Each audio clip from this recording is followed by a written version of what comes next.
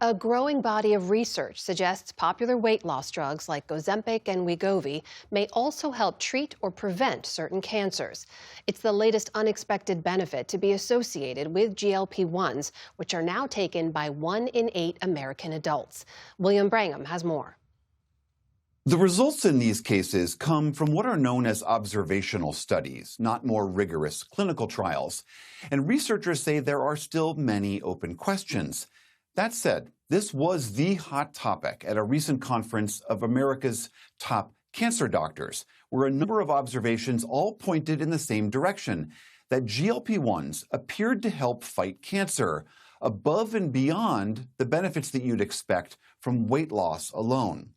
So to understand these implications and the limitations of these studies, we turn to Dr. Neil Iyengar. He's Director of Breast Oncology and Cancer Survivorship at the Winship Cancer Institute at Emory University. Dr. Iyengar, thank you for being here. There is this growing body of observational evidence that GLP-1s do seem to help with regards to cancer.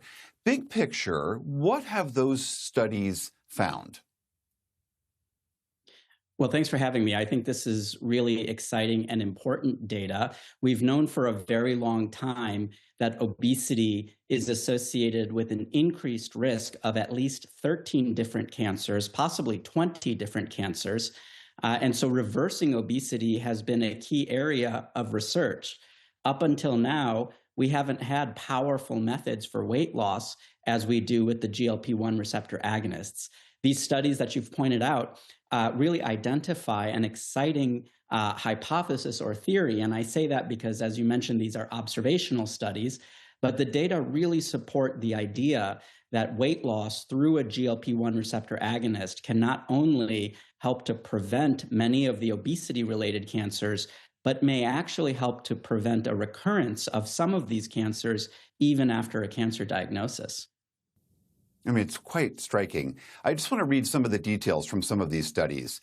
One analysis from the University of Pennsylvania found women between the ages of 45 and 80 who were taking these drugs were about 30% less likely to develop breast cancer than those who were not. Another surveyed patients identified with 7 types of early-stage cancer and found GLP-1 significantly reduced the risk of spread in 4 of them: lung, breast, colon, and liver cancers. Again, do you believe that this is principally a function of weight loss being the real actor here? I do. It's been clear from prior studies where we've used methods like diet or exercise, which induce lower amounts of weight loss.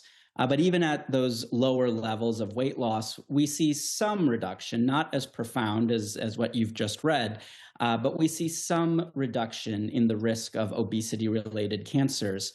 What we do know from studies that have looked at larger weight loss procedures, like bariatric surgery, for example, is that the more weight loss we can induce in people who are struggling with obesity, the lower the risk of developing cancer or cancer recurrence.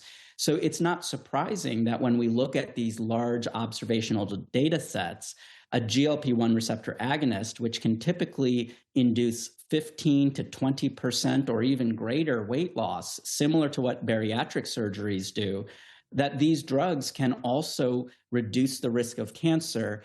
And it does seem that it's primarily through the weight loss function. We also know that GLP-1s have some anti-inflammatory effects as well, and we're learning about some possible immune-related effects as well.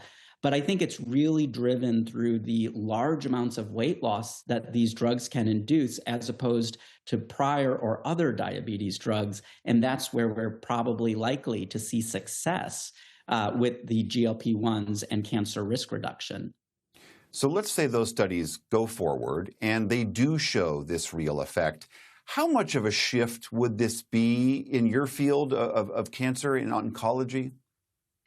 I think that we are standing really at the precipice of a massive possible shift in the global health burden, not only of obesity, but obesity-related cancers.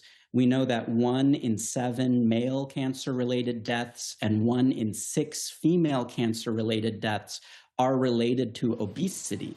If we can reduce the obesity problem, which we know we can do with the GLP-1s, this really stands to remarkably shift the global burden of obesity-related cancers. But we have to do this cautiously because there are mixed data for the effects on various types of cancers, interactions with different types of cancer therapies. This is why it is so essential that we continue studying these drugs in a prospective, rigorous way so we can optimally and safely use them to reduce cancer burden. I mean, given what we know now, you're a specialist in treating breast cancer. Again, with the data that we have currently, would you suggest to your patients that they take a GLP-1 either for current cancer patients or as a preventative? I think this is a tricky question right now because this is where we have to rely on the available data, which is observational, as we've been discussing.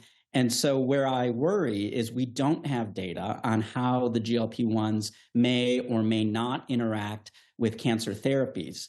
So for a patient who has completed their cancer therapy and is cancer-free, I think if they are dealing with obesity, then this could be a successful approach for A, reducing obesity, and B, reducing the risk of cancer recurrence due to obesity. But for patients who are currently on treatment, especially chemotherapy or immune therapy, we don't know yet precisely how these drugs may interact. They may possibly make side effects worse. They may possibly make some treatments like immunotherapy less effective for cancer treatment.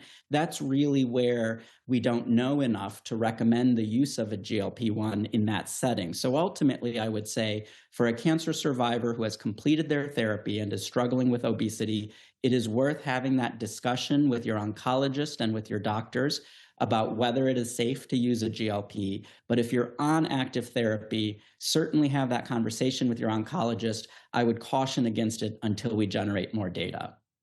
All right, that is Dr. Neil Iyengar of Emory University. Thank you so much for being here. Thank you for having me.